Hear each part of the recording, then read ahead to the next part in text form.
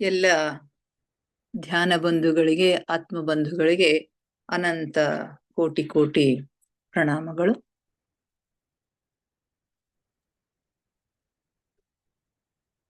ಇಂದಿನ ಧ್ಯಾನ, ಸ್ವಾಧ್ಯಾಯ, ಸತ್ಸಂಗ ಕಾರ್ಯಕ್ರಮಕ್ಕೆ ತಮಗೆಲ್ಲರಿಗೂ ಆತ್ಮಪೂರ್ವಕ ಸ್ವಾಗತ, ಸುಸ್ವಾಗತ. ಮೊಟ್ಟ ಮೊದಲಿಗೆ ನಮ್ಮೆಲ್ಲರ ಧ್ಯಾನ ಗುರುಗಳಾಗಿರ್ತಕ್ಕಂಥ ಪರಮ ಪೂಜ್ಯರಾಗಿರ್ತಕ್ಕಂಥ ಬ್ರಹ್ಮರ್ಷಿ ಪಿತಾಮಹ ಡಾಕ್ಟರ್ ಸುಭಾಷ್ ಪತ್ರಿಜಿಯವರ ಚರಣ ಕಮಲಗಳಿಗೆ ವಂದಿಸುತ್ತ, ಗುರುಮಾತಾ ಸ್ವರ್ಣಮಾಲಾ ಅಮ್ಮನವರ ಪಾದಕಮಲಗಳಿಗೆ ವಂದಿಸುತ್ತ, ನಮ್ಮೆಲ್ಲರ ಚೈತನ್ಯ ಶಕ್ತಿಯಾಗಿರ್ತಕ್ಕಂತಹ ಮಹಾವತಾರಿ ಬಾಬಾ ಅವರನ್ನ ಹನುಮಂದಿರದಲ್ಲಿ ಸ್ಮರಿಸುತ್ತ, ನನ್ನ ಧ್ಯಾನ ಗುರುಗಳಾಗಿರ್ತಕ್ಕಂಥ ತಟ್ವಾಲಿ ಬಾಬಾ, ಬರ್ಫಾನಿ ಬಾಬಾ, ಮಹದಾನಂದ ಬಾಬಾಜಿ ಅವರನ್ನ ನನ್ನ ಹೃದಯದಲ್ಲಿ ಸ್ಮರಿಸುತ್ತ, ನಮ್ಮ ಮಾರ್ಗದರ್ಶಕ ಗುರುಗಳಾಗಿರ್ತಕ್ಕಂಥ ಡಾಕ್ಟರ್ ಜೀವಂದರ ಕೀತಪ್ಪ ಸರ್ ಅವರನ್ನು ವಂದಿಸುತ್ತಾ, ಅಯ್ಯಪ್ಪ ಪಿಂಡಿ ಸರ್ ಅವರಿಗೆ ವಂದಿಸುತ್ತಾ, ಎಲ್ಲ ಆಸ್ಟ್ರಲ್ ಮಾಸ್ಟರ್ಸ್ಗಳಿಗೆ, ಪಿರಾಮಿಡ್ ಮಾಸ್ಟರ್ಸ್ಗಳಿಗೆ ವಂದಿಸುತ್ತಾ, ಸೀತಾ ಮಾತೆ, ಯಶೋಧರಾ ಮಾತೆ, ವಸುಂಧರಾ ಮಾತೆಯರಿಗೆ ವಂದಿಸುತ್ತಾ, ಅವರೆಲ್ಲರ ಚೈತನ್ಯ ಶಕ್ತಿಯೊಂದಿಗೆ ನಮ್ಮ ಚೈತನ್ಯ ಶಕ್ತಿಯನ್ನ ಅನುಸಂಧಾನಗೊಳಿಸುತ್ತಾ ಇಂದಿನ ಸ್ವಾಧ್ಯಾಯವನ್ನ ಪ್ರಾರಂಭಿಸೋಣ ಮಾಸ್ಟರ್ಸ್. ಸ್ವಾಧ್ಯಾಯಕ್ಕಾಗಿ ನಾವು ತೆಗೆದುಕೊಂಡಿರ್ತಕ್ಕಂತಹ ಪುಸ್ತಕ ಸೀತಾಯಣ.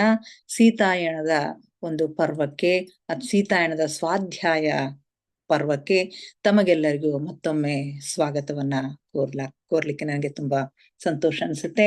ಈಗ ನಾವು 6ನೆಯ ಅಧ್ಯಾಯದಲ್ಲಿ ಇದ್ದೀವಿ. ಸೀತಾಯಣದ 6ನೆಯ ಅಧ್ಯಾಯ. ಸೀತೆಯ ವಿವಾಹ ಮುಗಿದಿದೆ, ಇನ್ನೇನು ಸೀತೆ ಮಿಥಿಲೆಯಿಂದ ನಿರ್ಗಮನ ಮಾಡಬೇಕು, ಮಿಥಿಲೆಯಿಂದ ಅಯೋಧ್ಯೆಗೆ ಹೋಗಬೇಕು. ಆ ಒಂದು ಪಯಣದ ವೃತ್ತಾಂತವೆಲ್ಲವೂ ಈ ಅಧ್ಯಾಯದಲ್ಲಿ ನಮ್ಗೆ ಸಿಗ್ತಾ ಇದೆ. ಸೀತೆಯ ಮದುವೆ ಆಯಿತು. ಇದುವರೆಗೆ ಮದುವೆಯ ಸಂಭ್ರಮ, ಸ್ವಯಂವರದ ಆಯೋಜನೆ ಮಾಡ್ತಕ್ಕಂಥದ್ದು, ಎಲ್ಲ ರಾಜರನ್ನ ಬರಮಾಡ್ಕೊಳ್ತಕ್ಕಂಥದ್ದು, ಆ ಸ್ಪರ್ಧೆ, ಎಲ್ಲ ಸಂಭ್ರಮ ಜನತೆಗೆ ಸಂಭ್ರಮದಿಂದ ಕೂಡಿತ್ತು. ಅದರ ಜೊತೆಗೇನೆ, ಅದರ ಹಿಂದೆನೆ ಅವಳನ್ನ ಬೀಳ್ಕೊಡ್ತಕ್ಕಂಥ ಒಂದು ನೋವು, ಆ ಸಂತೋಷದ ಜೊತೆಗೇನೆ ಆ ಒಂದು ನೋವು. ನಾವೇ ಮದುವೆ ಮಾಡಿ ಮಗಳನ್ನ ಕಳಿಸ್ಕೊಡ್ಬೇಕಾದ್ರೆ ತಂದೆ ತಾಯಿಗಳಿಗೆ ಎಷ್ಟು ನೋವಾಗ್ತಾ ಇರುತ್ತೆ. ಆ ನೋವು ಇಲ್ಲಿ ಬಹಳಷ್ಟು ಚೆನ್ನಾಗಿ ವ್ಯಕ್ತವಾಗಿರೋದನ್ನ ನಾವಿಲ್ಲಿ ಕಾಣ್ತಾ ಇದ್ವಿ. ಇಷ್ಟು ದಿನ ಸಾಕಿ ಸಲುಹಿ ಬೆಳೆಸಿರ್ತಕ್ಕಂಥ ತಮ್ಮ ಮಗಳು, ಅದು ಸೀತೆ, ಅವಳು ಮಹಾಶಕ್ತಿ, ಅವಳಿದ್ದಲ್ಲೆಲ್ಲ ಬೆಳಕಿರುತ್ತೆ. ಅವಳು ಜೀವಸತ್ವದ ಅಸ್ತಿತ್ವ. ಸೀತೆ ಅಂತಂದ್ರೆ ಜೀವಸತ್ವದ ಅಸ್ತಿತ್ವ.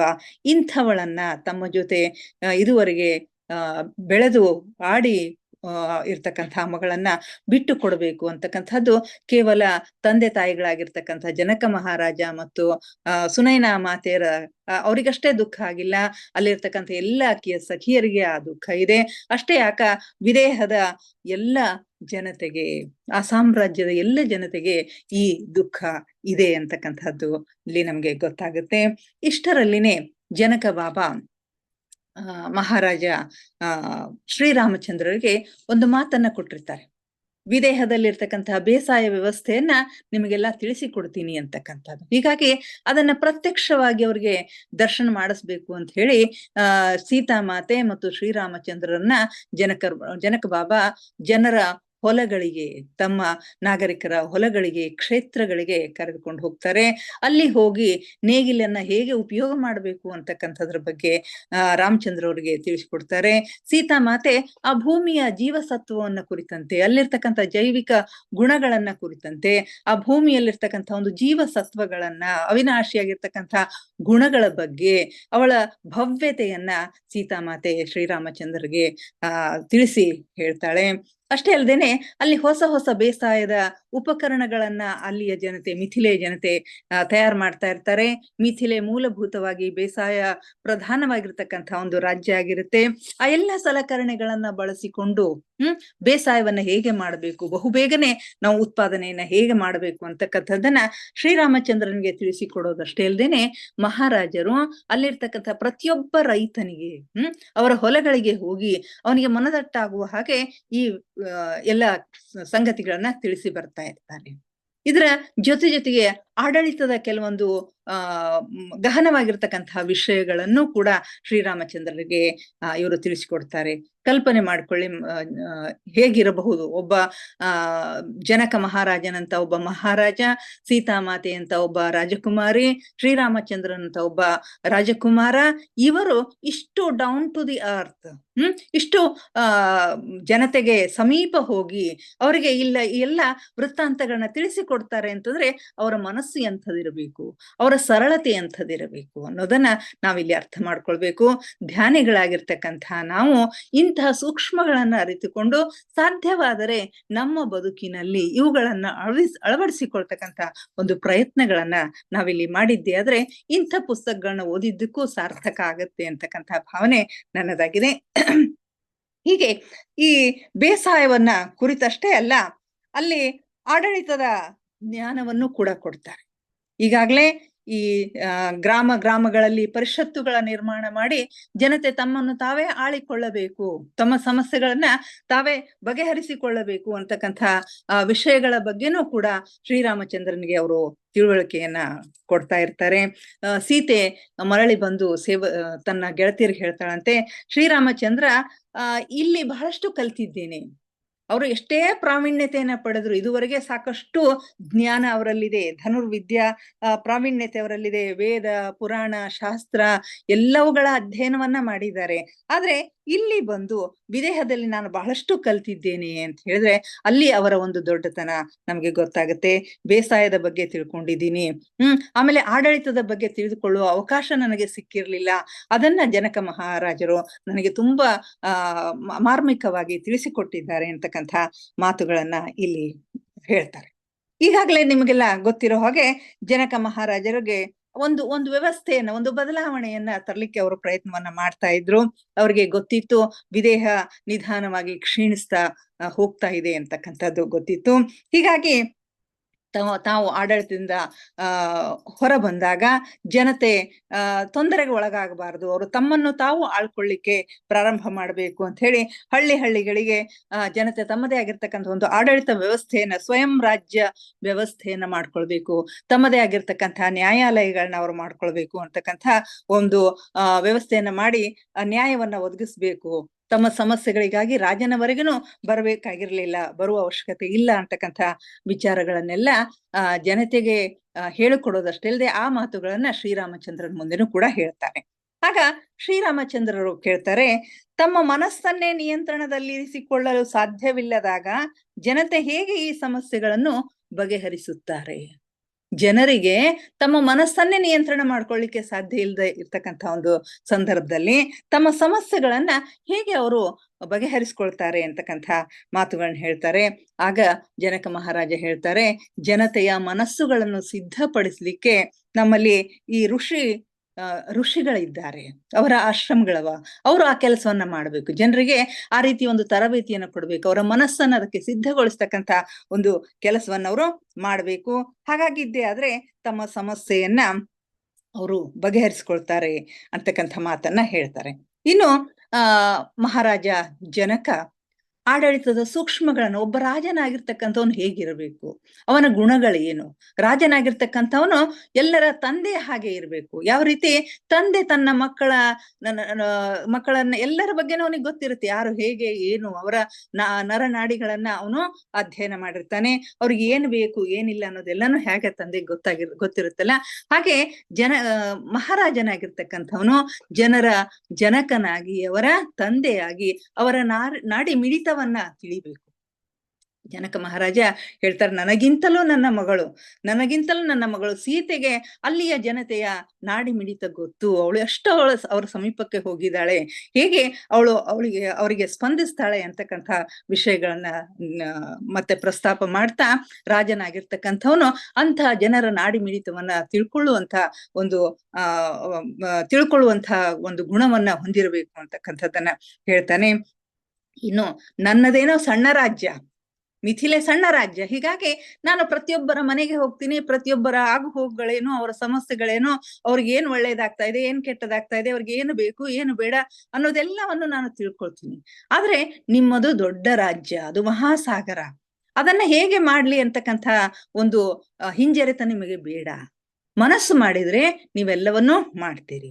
ಯಾವ ರೀತಿ ಅಂತಹ ಮಹಾದೇವ ಜಗತ್ತಿನ ಪ್ರತಿಯೊಂದು ಜೀವಿ, ಪ್ರಾಣಿ, ಪಕ್ಷಿ ಮುಂತಾದವುಗಳ ಅವಶ್ಯಕತೆಗಳನ್ನ ಪೂರೈಸ್ತಾನೆ. ಯಾರಿಗೇನು ಬೇಕೋ ಅವೆಲ್ಲವುಗಳನ್ನ ಗೊತ್ತಿಲ್ಲದ ಹಾಗೆ ಅವ್ರಿಗೆ ಇಟ್ಟು ಬಿಟ್ಟಿರ್ತಾನೆ.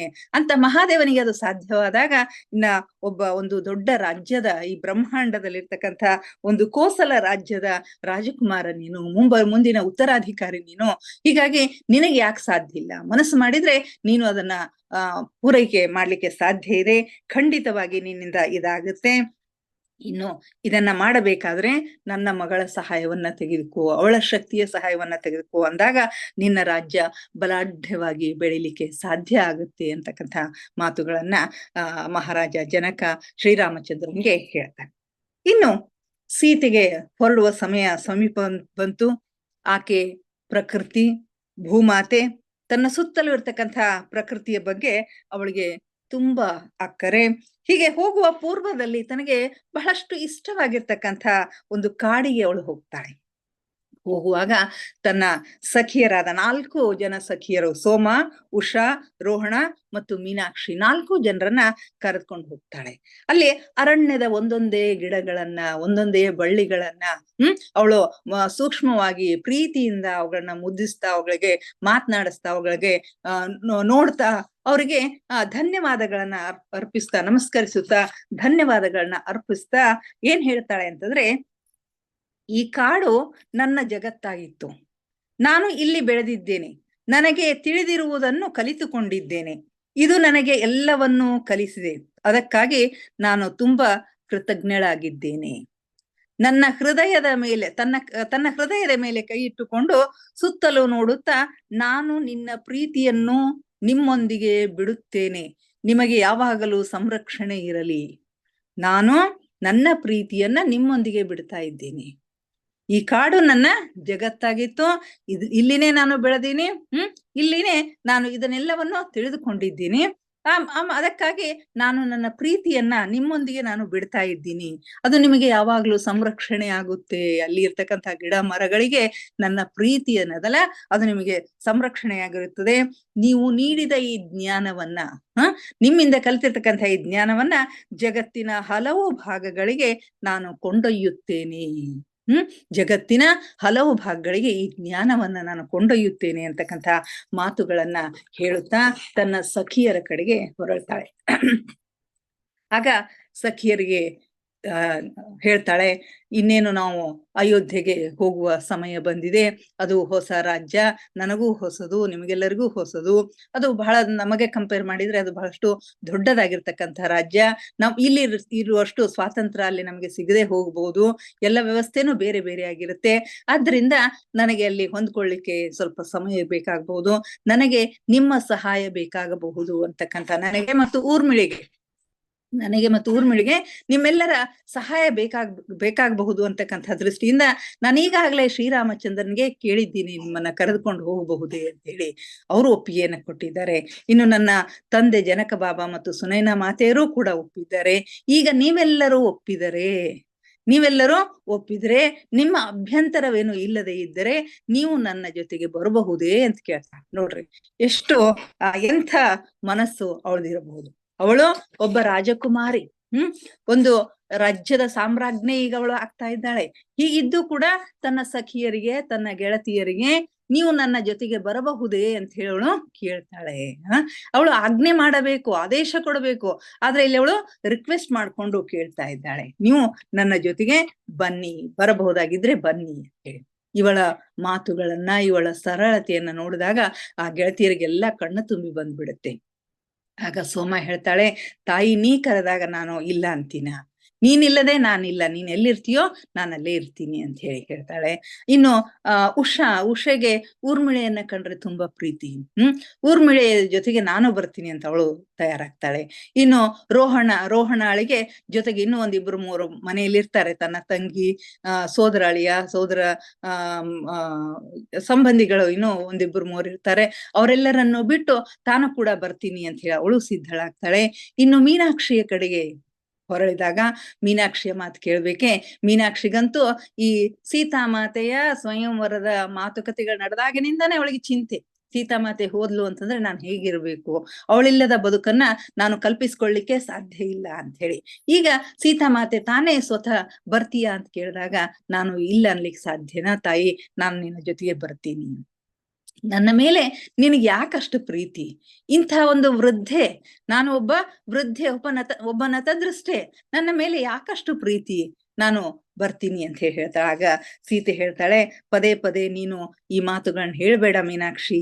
ನೀನು ವೃದ್ಧೆ ಅಲ್ಲ, ನೀನು ನತದೃಷ್ಟೆ ಅಲ್ಲ, ನೀನು ಶಾಪಗ್ರಸ್ತೆ ಅಲ್ಲ, ನೀನು ಮಿಥಿಲೆಯ ಮಗಳು, ಇಲ್ಲಿಯೇ ಹುಟ್ಟಿ ಬೆಳೆದವಳು ನೀನು ಬಹಳಷ್ಟು ಮುಖ್ಯ ನನಗೆ, ಎಲ್ಲರಿಗಿಂತಲೂ ನೀನು ಬಹಳಷ್ಟು ಮುಖ್ಯ ಅಂತಕ್ಕಂಥ ಮಾತುಗಳನ್ನ ಹೇಳಿ ಎಲ್ಲರೂ ಮರಳಿ ಅರಮನೆ ಕಡೆಗೆ ಬರ್ತಾ ಇರ್ತಾರೆ.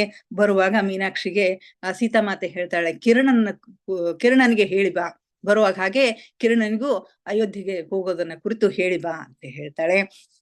ಆಗ ಕಿರಣನ ಬಳಿಗೆ ಹೋಗಿ ಮೀನಾಕ್ಷಿ ಹೋಗ್ತಾಳೆ. ಕಿರಣ ಯಾವುದೋ ಒಂದು ಪ್ರಾಣಿಯ ಸೇವೆಯನ್ನ ಮಾಡ್ತಾ ಇರ್ತಾನೆ, ಅದ ಕಾಲಿಗೆ ಏನೋ ನೋವಾಗಿರುತ್ತೆ, ಅಲ್ಲಿ ಶುಶ್ರೂಷೆಯನ್ನ ಮಾಡ್ತಾ ಇರ್ತಾನೆ.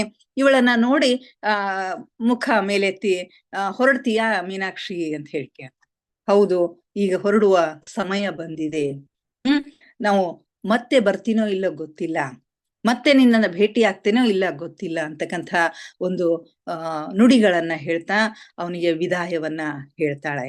ಕೊನೆಯ ವಿದಾಯಗಳನ್ನ ಹೇಳಿ ಬರ್ತಾಳೆ. ಹೊರಗೆ ಎಲ್ಲರೂ ಕಾಯ್ತಾ ಇರ್ತಾರೆ. ಶ್ರೀರಾಮ ಮತ್ತು ಲಕ್ಷ್ಮಣರು ರಥದ ಬಳಿಗೆ ಕಾಯ್ತಾ ಇರ್ತಾರೆ. ಎಲ್ಲ ಜನತೆಯೂ ಕೂಡ ಸಿದ್ಧರಾಗಿರ್ತಾರೆ. ಎಲ್ಲರ ಕಣ್ಣಲ್ಲೂ ನೀರು.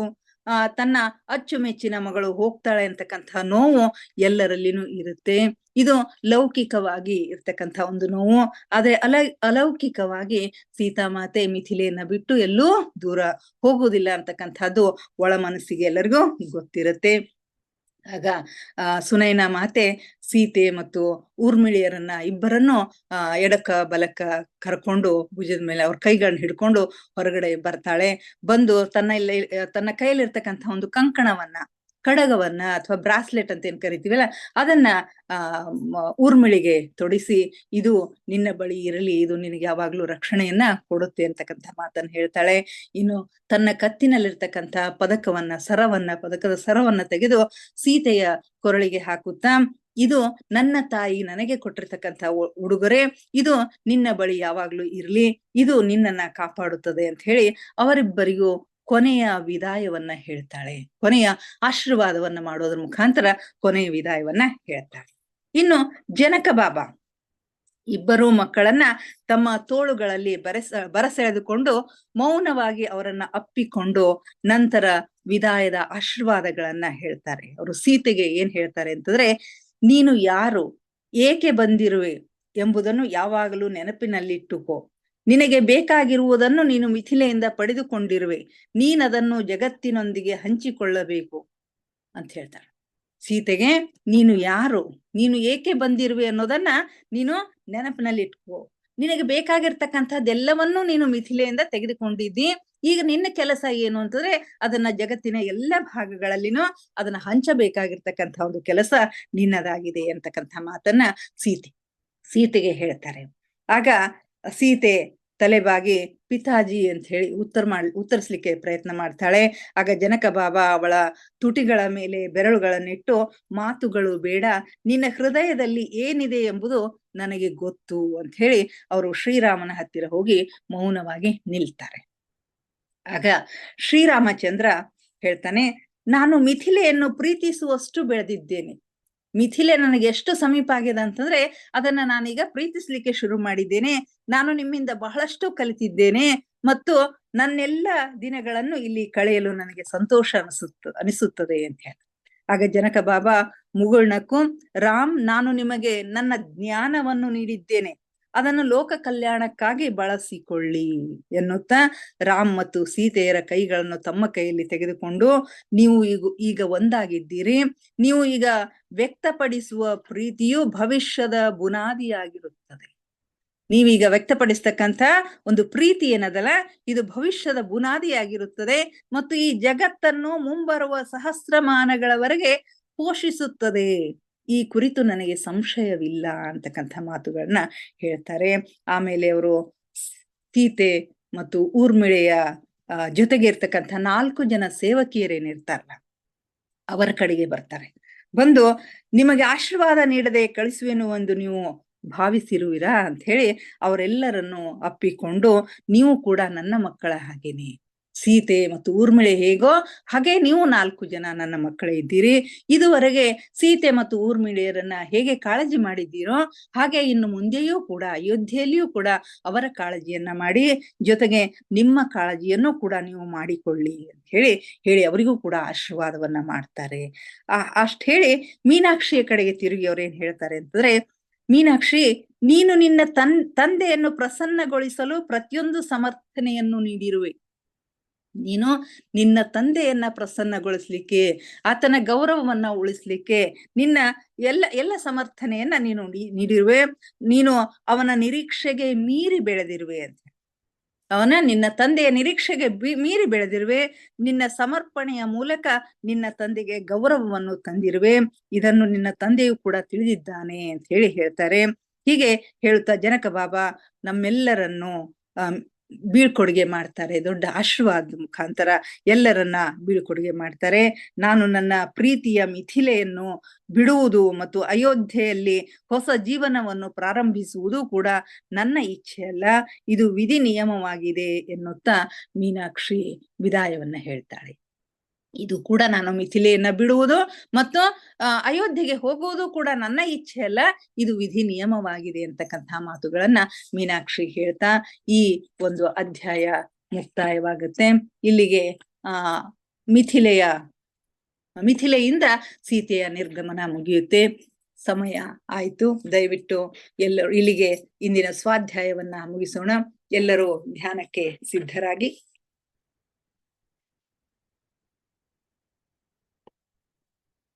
ಯಾವುದಾದ್ರೂ ಒಂದು ಸ್ಥಿರ ಸುಖಾಸನದಲ್ಲಿ ಕುಳಿತುಕೊಳ್ಳಿ. ಕಾಲುಗಳನ್ನ ಕ್ರಾಸ್ ಮಾಡ್ಕೊಳ್ರಿ. ಚೇರ್ ಮೇಲೆ ಕುಳಿತಿದ್ರೆ ಕಾಲುಗಳನ್ನ ಕ್ರಾಸ್ ಮಾಡ್ಕೊಳ್ರಿ. ಕೈ ಬೆರಳುಗಳನ್ನ ಒಂದರೊಳಗೊಂದು ಸೇರಿಸಿಕೊಳ್ಳಿ. ಕಣ್ಣುಗಳನ್ನ ನಿಧಾನವಾಗಿ ಮುಚ್ಚಿಕೊಳ್ಳಿ. ಮುಖದ ಮೇಲೆ ಮಂದಹಾಸವಿರಲಿ. ದೇಹದ ಯಾವ ಭಾಗದಲ್ಲಿಯೂ ಬಿಗಿತ ಬೇಡ. Relax relax relax please. ಮೊಟ್ಟ ಮೊದಲಿಗೆ ನಮ್ಮೆಲ್ಲರ ಧ್ಯಾನ ಗುರುಗಳಾಗಿರ್ತಕ್ಕಂಥ ಬ್ರಹ್ಮಶ್ರೀ ಪಿತಾಮಹ ಡಾಕ್ಟರ್ ಸುಭಾಷ್ ಪತ್ರಿಜಿಯವರ ಚರಣಕಮಲಗಳಿಗೆ ವಂದಿಸುತ್ತ, ಗುರುಮಾತಾ ಸ್ವರ್ಣಮಾಲಾ ಅಮ್ಮನವರ ಪಾದಕಮಲಗಳಿಗೆ ನಮಿಸುತ್ತ, ನಮ್ಮೆಲ್ಲರ ಚೈತನ್ಯ ಶಕ್ತಿಯಾಗಿರ್ತಕ್ಕಂಥ ಮಹಾವತಾರಿ ಬಾಬಾ ಅವರನ್ನ ಹೃನ್ಮಂದಿರದಲ್ಲಿ ಸ್ಮರಿಸುತ್ತ, ನನ್ನ ಗುರುಗಳಾದ ಟಟವಾಲಿ ಬಾಬಾ, ಬರ್ಫಾನಿ ಬಾಬಾ, ಮಹಾದಾನಂದ ಬಾಬಾಜಿಯವರನ್ನ ಆತ್ಮಪೂರ್ವಕವಾಗಿ ವಂದಿಸುತ್ತ, ನಮ್ಮ ಮಾರ್ಗದರ್ಶಕ ಗುರುಗಳಾಗಿರ್ತಕ್ಕಂಥ ಡಾಕ್ಟರ್ ಜೀವನ್ಧರ್ ಕೇತಪ್ಪ ಸರ್ ಅವರಿಗೆ ವಂದಿಸುತ್ತ, ಅಯ್ಯಪ್ಪ ಪಿಂಡಿ ಸರ್ ಅವರಿಗೆ ವಂದಿಸುತ್ತ, ಸೀತಾಮಾತೆ, ಯಶೋಧರಾ ಮಾತೆ, ವಸುಂಧರಾ ಮಾತೆಯರಿಗೆ ವಂದಿಸುತ್ತ, ಎಲ್ಲ ಆಸ್ಟ್ರಲ್ ಮಾಸ್ಟರ್ಸ್ಗಳಿಗೆ, ಪಿರಾಮಿಡ್ ಮಾಸ್ಟರ್ಸ್ಗಳಿಗೆ ವಂದಿಸುತ್ತ, ಎಲ್ಲ ಬ್ರಹ್ಮರ್ಷಿಗಳು, ಬ್ರಹ್ಮರ್ಷಿ ಪತ್ನಿಯರಿಗೆ ವಂದಿಸುತ್ತ, ಸಪ್ತರ್ಷಿಗಳು, ಸಪ್ತರ್ಷಿ ಪತ್ನಿಯರಿಗೆ ವಂದಿಸುತ್ತ, ಅವರೆಲ್ಲರ ಚೈತನ್ಯ ಶಕ್ತಿಯೊಂದಿಗೆ ನಮ್ಮ ಚೈತನ್ಯ ಶಕ್ತಿಯನ್ನ ಅನುಸಂಧಾನಗೊಳಿಸುತ್ತ ಇಂದಿನ ಧ್ಯಾನವನ್ನ ಆರಂಭಿಸೋಣ ಮಾಸ್ಟರ್ಸ್. ಅವರೆಲ್ಲರನ್ನು ನಮ್ಮ ಈ ಧ್ಯಾನಕ್ಕೆ ಆತ್ಮಪೂರ್ವಕವಾಗಿ ಆಹ್ವಾನಿಸುತ್ತ, ಅವರೆಲ್ಲರೂ ನಮ್ಮ ಜೊತೆಗೆ ಜ್ಯೋತಿ ಸ್ವರೂಪದಲ್ಲಿ ಬಂದು ಕುಳಿತು ಧ್ಯಾನಸ್ಥರಾಗಿದ್ದಾರೆ ಎಂದು ಭಾವಿಸಿಕೊಳ್ಳುತ್ತ, ಅವರೆಲ್ಲರ ಉಪಸ್ಥಿತಿಯನ್ನ ಅನುಭವಿಸುತ್ತ ಇಂದಿನ ಧ್ಯಾನವನ್ನ ಪ್ರಾರಂಭಿಸೋಣ ಮಾಸ್ಟರ್ಸ್.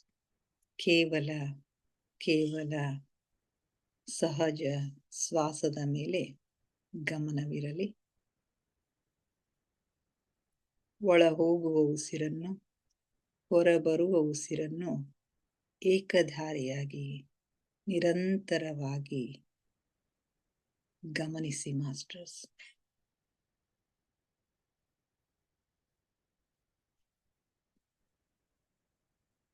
ನಮ್ಮ ಶ್ವಾಸವೇ ನಮ್ಮ ಗುರು. ಅದನ್ನು ನಿರಂತರವಾಗಿ ಗಮನಿಸಿ.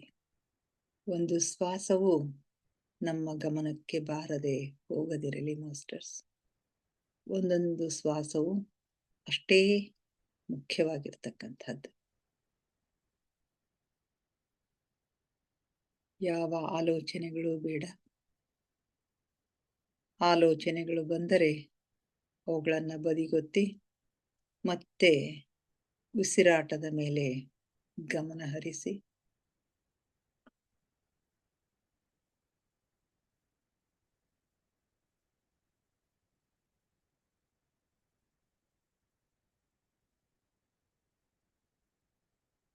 ಉಚ್ಛ್ವಾಸ ನಿಶ್ವಾಸದ ಮಧ್ಯದ ಬಿಂದು, ಅದುವೇ ಧ್ಯಾನ ಬಿಂದು. ಅದುವೇ ನಮ್ಮ ಆಂತರಿಕ ಜಗತ್ತಿನ ಕೀಲಿಕೈ. ಅಲ್ಲಿಯೇ ನಮ್ಮ ಒಳ ಜಗತ್ತು ತೆರೆದುಕೊಳ್ಳುತ್ತೆ ಮಾಸ್ಟರ್ಸ್. ಅಲ್ಲಿ ಒಂದು ಕ್ಷಣ ನಿಲ್ಲುವ ಅಭ್ಯಾಸವನ್ನ ಮಾಡಿ.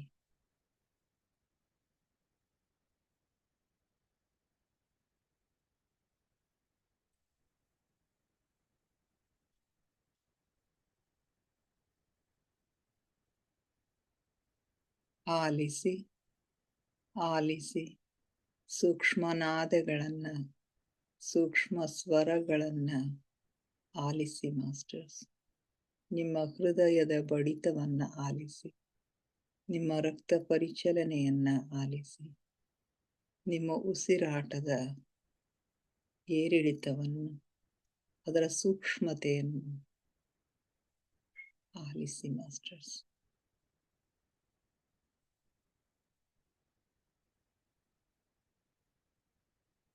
ಜೀರುಂಡೆಯ ನಾದವನ್ನು ಆಲಿಸಿ, ಘಂಟಾನಾದವನ್ನು ಆಲಿಸಿ, ಓಂಕಾರ ನಾದವನ್ನು ಆಲಿಸಿ.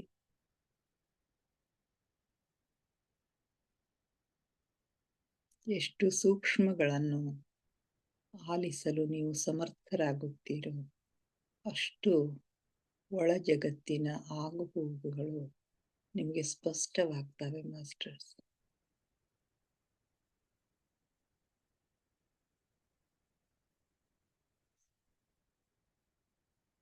ನಾನು ದೇಹವಲ್ಲ,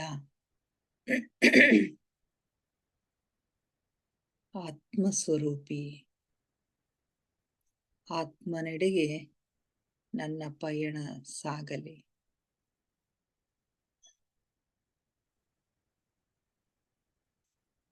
ಉಸಿರೆಂಬ ಗುರುವಿನ ಸಹಾಯದಿಂದ ನನ್ನ ಗಮ್ಯದೆಡೆಗೆ, ನನ್ನ ಗುರಿಯೆಡೆಗೆ ಪಯಣ ಸಾಗುತ್ತಿದೆ. ನನ್ನ ಗಮ್ಯ, ನನ್ನ ಗುರಿ ಆತ್ಮ ದರ್ಶನ, ಪರಮಾತ್ಮ ದರ್ಶನ.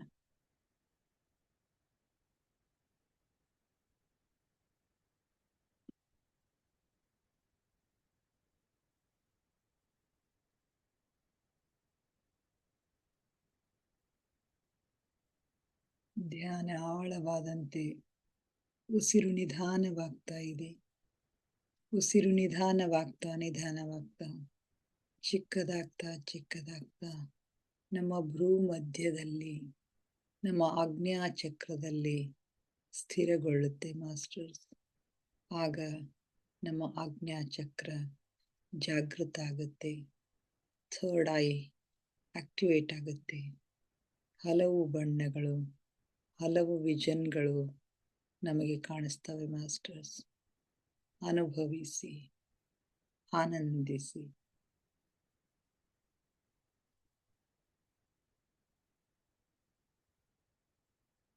ಆಳವಾದ ಜ್ಞಾನವೆಂಬ ಮಹಾಸಾಗರದಲ್ಲಿ ನಿಮ್ಮನ್ನು ನೀವು ಮುಳುಗಿಸಿ ಮಾಸ್ಟರ್ಸ್. ತೇಲಿ, ಆನಂದಿಸಿ, ಆಹ್ಲಾದಿಸಿ, ಪರಮಾನಂದವನ್ನ ಅನುಭವಿಸಿ ಮಾಸ್ಟರ್ಸ್.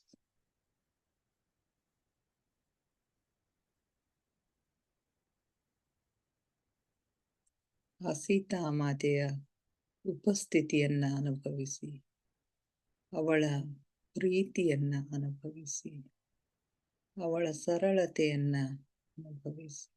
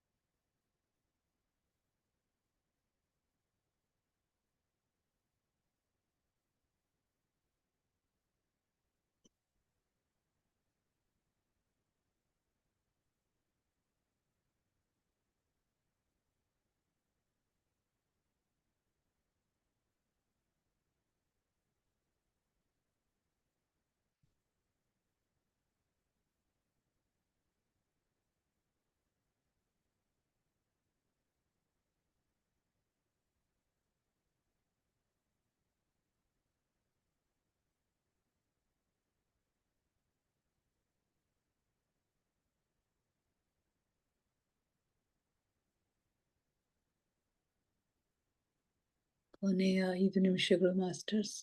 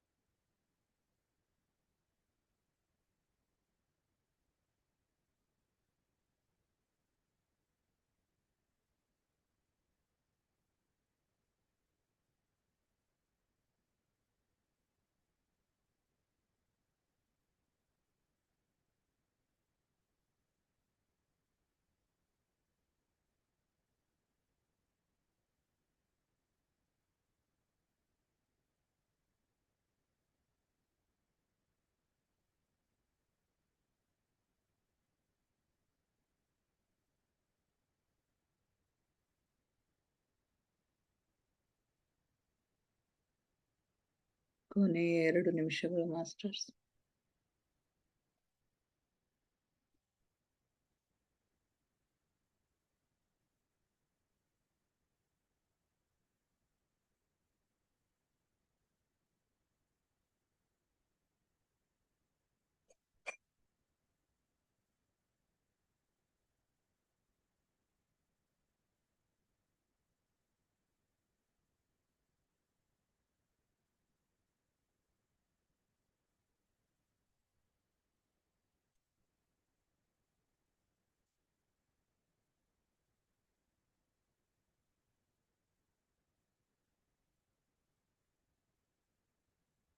ಕೊನೆಯ 1 ನಿಮಿಷ.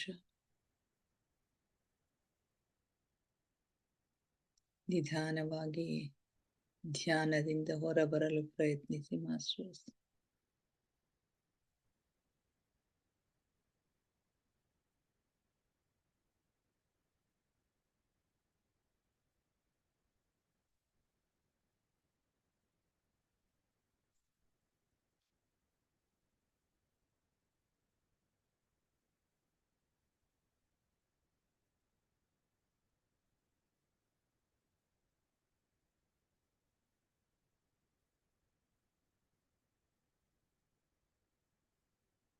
Thirty seconds.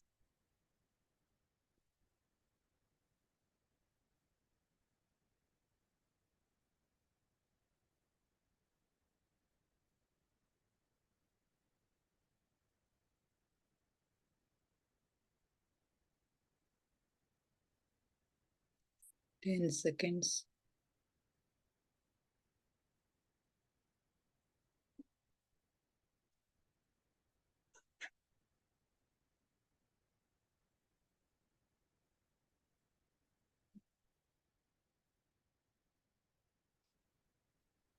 5, 4, 3, 2, 1, 0.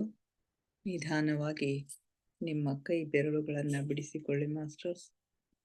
ಕಣ್ಣಿನ ಮೇಲೆ ಇಟ್ಕೊಳ್ಳಿ. 5 seconds. 5, 4, 3, 2, 1, 0. ನಿಧಾನವಾಗಿ ಕಣ್ಣುಗಳ ಮೇಲಿನ ಕೈಗಳನ್ನು ತೆಗೆಯಿರಿ ಮಾಸ್ಟರ್ಸ್. ನಿಧಾನವಾಗಿ ಕಣ್ಣುಗಳನ್ನು ಓಪನ್ ಮಾಡಿ. Thank you, thank you, thank you, thank you everybody. ನಮ್ಮ ಧ್ಯಾನಕ್ಕೆ ಶಕ್ತಿಯನ್ನ ನೀಡಿ ನಮ್ಮೊಂದಿಗೆ ಕುಳಿತು ಧ್ಯಾನ ಮಾಡಿದ ಎಲ್ಲ ಮಾಸ್ಟರ್ಸ್ಗಳಿಗೆ ಅನಂತ ಕೋಟಿ ಕೋಟಿ ಧನ್ಯವಾದಗಳನ್ನು ಅರ್ಪಿಸುತ್ತಾ, ನಿಮಗೆಲ್ಲರಿಗೂ, ನನ್ನ ಜೊತೆ ಧ್ಯಾನ ಮಾಡಿದ ನಿಮಗೆಲ್ಲರಿಗೂ ಅನಂತ ಕೋಟಿ ಕೋಟಿ ಧನ್ಯವಾದಗಳನ್ನು ಅರ್ಪಿಸುತ್ತಾ, ಮತ್ತೊಮ್ಮೆ ಎಲ್ಲರಿಗೂ thank you, thank you, thank you everybody.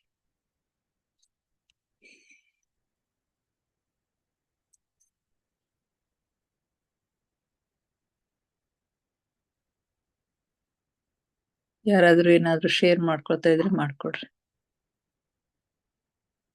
Hello,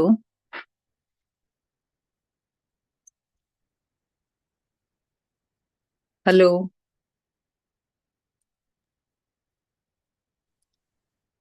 Girija madam. ಹಾ ಹಲೋ, ಹಾ ಮೇಡಮ್ ಮಾತಾಡ್ರಿ. ಈಗ ಅನ್ಮೂಟ್ ಆಯ್ತು. ಮಾತಾಡ್ರಿ. ಇದು ಚಲೋ ಐತ್ರಿ ಮೇಡಮ್. ಇವತ್ತು ಎಷ್ಟು ಹೊತ್ತು ಹಿಂಗ ಬಹಳಷ್ಟು ಕುಂತರ ಚಲೋ ಅನಿಸ್ತದ. ಯಾವಾಗ ಭಾಳ ಜಲ್ದಿ ಮುಗೀತ ಅನಿಸ್ತಿತ್ತಲ್ಲ. ಹಾ ಚಲೋ ಅನಸ್ತ್ರಿ. ಹೌದು. ಇವತ್ತು ಒಂದೇನೋ ಸಾಧು ಮಹಾರಾಜ ಸ್ವಾಮಿಗಳು ಇರ್ತಾರಲ್ಲ, ಆ ತರ ಹಿಂಗ ಹಾ ಕಾಣಿಸ್ತು.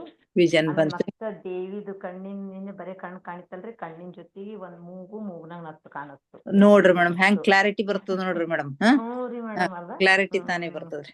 ಸರಿಯಪ್ಪ. ಹಾ ಬಹಳ ಚಂದ ಅದ್ರಿ. Okay, thank you. ಹಾ ಮತ್ ಯಾರು ಮಾತಾಡ್ತೀರಿ ಮೇಡಮ್? ಸರೋಜಾ ಮೇಡಮ್. ತುಂಬಾ ಉತ್ತಮವಾಗಿತ್ತು ಮೇಡಮ್. ಧ್ಯಾನದಿಂದ ಹೊರಗೆ ಬರೋದಕ್ಕೆ ಕಷ್ಟ ಆಗ್ಲಿಕತ್ತಿತ್ತು. ಚೆನ್ನಾಗಿತ್ತು ಸರ್ ಮೇಡಮ್. ಸ್ವಾಧ್ಯಾಯ ಕೂಡ ತುಂಬಾ ಚೆನ್ನಾಗಿ ಬಂತ್ರಿ ಮೇಡಮ್. ಬರ್ತಾ ಇದೆ ಮೇಡಮ್. ಚೆನ್ನಾಗಿ ಬರ್ತಾ ಇದೆ. ಶೀತಾಯನ ತುಂಬಾ ಚೆನ್ನಾಗಿ ಓಡ್ತಾ ಇದೆ. ಹೌದ್ರಿ ಮೇಡಮ್. Okay madam. ಥ್ಯಾಂಕ್ಸ್ ರೀ ಮೇಡಮ್. ಶೀತ ಶಕ್ತಿ ಎನರ್ಜಿ ತುಂಬಾ ಇದೆ ಮೇಡಮ್. ಧ್ಯಾನ ತುಂಬಾ ಚೆನ್ನಾಗಿ ಆಗ್ತಾ ಇದೆ. ಓಕೆ. ಒಳಕರ್ಣಿ ಗುಣ, ನಿಸರ್ಗ ಪ್ರೇಮ, ಅವಳ ಶಕ್ತಿ ಹಂಗ ಚೆನ್ನಾಗಿದೆ. Okay madam. Okay madam. Okay okay. ಮತ್ತೆ ಯಾರು ಶೇರ್ ಮಾಡ್ಕೊಳ್ತೀರಿ? ಗಂಗಾ ಮಾತಾಡ್ತೀಮ? ಹಾನ್ರಿ. ಸ್ವಾಧ್ಯಾಯ ತುಂಬಾ ಚೆನ್ನಾಗಿತ್ತು. ಅದೆಲ್ಲ ಫುಲ್ ಕಣ್ಣಿಗೆ ಇನ್ನೂ ಪಿಕ್ಚರ್ ಬಂದಂಗ ಆಗ್ತಾ ಇದೆ ನನಗೆ.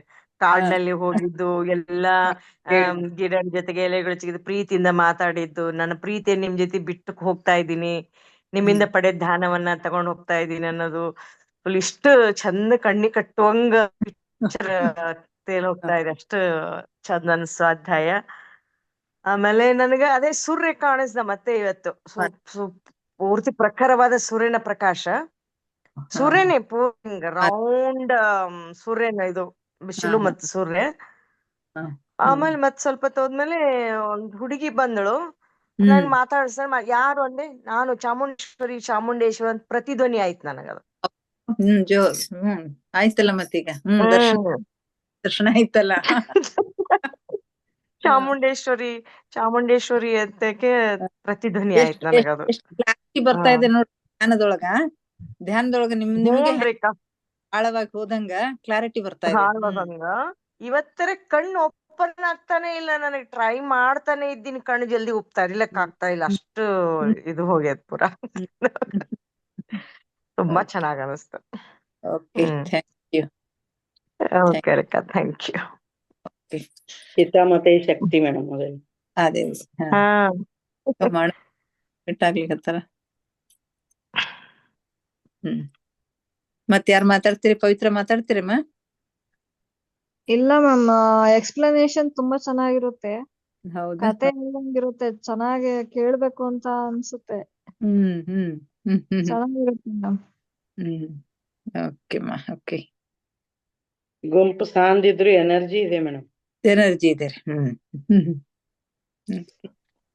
ನಾನ್ ಬಾಳ್ ಟ್ರೈ ಮಾಡಿದೆ ಮೇಡಮ್. ಇವ್ರಿಗೆ ಗೌರವ್ ಅವ್ರೆ, ನನ್ಗೆ ಒಳಗ್ ಎಂಟ್ರಿ ಸಿಗ್ಲಿಲ್ಲ. ಲೇಟ್ ಮಾಡಿದ್ರೇನ್ರಿ ಮೇಡಮ್? ಕಣ್ಣು ಮುಚ್ಚಿದ್ಮೇಲೆ ಗೊತ್ತಾಗಲ್ಲ. ಇಲ್ಲ ನಾನ್ ನೋಡ್ಕೋತಾ ಇರ್ತೀನಿ ಅದೆಲ್ಲ. ಸ್ವಾಧ್ಯಾಯ ಆಗೋ ತನಕ ಯಾರು ಬಂದ್ರು ನಾ ಇದು ಮಾಡ್ತೀನಿ, ಅಡ್ಮಿಟ್ ಮಾಡ್ತೀನಿ. ಹ್ಮ್ ನೀವ್ ಲೇಟ್ ಮಾಡಿದ್ರೇನ? ಹೌದು, ಅದ ಹಂಗೆ ಒಂದೊಂದ್ಸಲ ಮೊಮ್ಮಕ್ಳು ಅವ್ರು ಎಲ್ಲ ಇದ್ ಮಾಡ್ತಿರ್ತಾರೆ. ಅಲ್ಲ ನಮ್ ತಾಯಿಯವ್ರಿಗೆ ಆರಾಮಿಲ್ಲ ಅಂತ ಸ್ವಲ್ಪ ಅದು ಇದು ಫೋನ್ ಬರ್ತಿರ್ತವೆ. ಹೌದಾ ಆಯ್ತು ನೋಡ್ರಿ ಮೇಡಮ್. ಹಿಂಗೆ ಆಗ್ತದೆ. ಯಾಕಂದ್ರೆ ಧ್ಯಾನಕ್ಕ ಕಣ್ ಮುಚ್ಕೊಂಡ್ ಕೂತ ಮೇಲೆ ಒಂದ್ 10 ನಿಮಿಷರೇ ಎಲ್ಲ ಗೈಡೆಡ್ ಮಾಡೋ ತನಕ ನನಗ್ ಇದಾಗಿರಂಗಿಲ್ಲ. ಆಮೇಲೆ ಸ್ವಲ್ಪ ಯಾವಾಗಾರ ಇದು ಮಾಡ್ತಿರ್ತೀನಿ, ನೋಡ್ತಿರ್ತೀನಿ. ಹಂಗೆ ಯಾರೇ ಬಂದ್ರು ಅಡ್ಮಿಟ್ ಮಾಡ್ತೀನಿ. ಗೊತ್ತಾಗಿಲ್ರಿ ಮೇಡಮ್ ನನಗೆ. ಅದೇ ಇದು ಮೆಡಿಟೇಷನ್ ಜಾಯಿನ್ ಆಗೋಣ ಅಂತ ಹೇಳಿ ಬಾಳ್ ಟ್ರೈ ಮಾಡ್ದೆ, ಬಾಳ್ ಸಲ ಟ್ರೈ ಮಾಡ್ದೆ, ಬರ್ಲಿಲ್ಲ. ಈಗ ಲಿಂಕ್ ಕಳಿಸ್ತೀನ್ರಿ ಮೇಡಮ್, ನೀವು ಅದನ್ನ ಹಚ್ಕೊಂಡ್ ಇದು ಮಾಡ್ಬೋದು. ಓಕೆ. ಹೆಂಗು ಇದು ಮಾಡ ಯೂಟ್ಯೂಬ್ ಒಳಗ ಇದ್ ಮಾಡ್ಲಿಕತ್ತೀನಲ್ಲ, ಅಪ್ಲೋಡ್ ಮಾಡ್ಲಿಕತ್ತೀನಲ್ಲ, ಕಳಿಸ್ತೀನಿ ನಾನ್ ನಿಮ್ಗೆ. Okay okay okay madam. Okay okay, thank you madam. ಇಷ್ಟು ಸ್ವಾಧ್ಯಾಯ ಬಾಳ್ ಕೇಳ್ಬೇಕಂತ ತುಂಬಾ ಇಂಟ್ರೆಸ್ಟ್ ಇತ್ತು. 2 ದಿನ ಆಯ್ತು ತಪ್ಲತ್ತದ್ರಿ. ಹೌದೌದು, ಯಾಕೋ ನಿನ್ನೇನು ಬರ್ಲಿಲ್ಲ. ನೀವು ಹಿಂಗೆ ಅನಿವಾರ್ಯ ಅದೇ ಆಗ್ತದೆ. ಆದ್ರೆ ನೀವು ಹೌದು. ಅದಾವ್ ನೋಡ್ರಿ ಮೇಡಮ್. ನಾನು ಬಟ್ ಅದು ರೆಕಾರ್ಡೆಡ್ ಹಾಕ್ತಾರಲ್ಲ, ಅದು ಕೇಳ್ರಿ ವಿಜಯಲಕ್ಷ್ಮಿ. ರೆಕಾರ್ಡೆಡ್ ಹಾಕ್ತೀನಿ, ಬರ್ತಾವ್ ನೋಡ್ರಿ ಮೇಡಮ್ ಯೂಟ್ಯೂಬ್ ಒಳಗ. ಎಲ್ಲ ಅದಾವ. ಅಷ್ಟು ಅದೇ ನಿಜ, ಗ್ರೂಪ್ ಜೊತೆ ಮಾಡೋದೇ ಮಜಾ ಬೇರೆ ಇರ್ತದ. ಅದು ಕೇಳೋದ್ ಬೇರೆ ಇರ್ತದ. ಅದು ಮಾತ್ರ ಬೇರೆ. ಗ್ರೂಪ್ ಜೊತೆಗೆ ಅದ್ರದ್ದು ಹೌದು, ಗ್ರೂಪ್ ಎನರ್ಜಿ ಬೇರೆ ಇರ್ತದೆ ಮೇಡಮ್. ಹೌದು. Okay okay okay madam. Okay, ನಾಳೆ ಟ್ರೈ ಮಾಡ್ರಿ ಆದಷ್ಟು. ಆಯ್ತು ಮೇಡಮ್. ಓಕೆ ಓಕೆ, ನಾಳೆ ಮತ್ತೆ ಭೇಟಿ ಆಗೋಣ ಇನ್ನಷ್ಟು ಧ್ಯಾನ, ಸ್ವಾಧ್ಯಾಯ, ಸತ್ಸಂಗದೊಂದಿಗೆ. ಎಲ್ಲರಿಗೆ ಮತ್ತೊಮ್ಮೆ ಧನ್ಯವಾದಗಳು. Thank you everybody. Thank you ಅಕ್ಕ, ಥ್ಯಾಂಕ್ ಯು ಸೋ ಮಚ್. ಏನ್ರಿ? ಹಾ.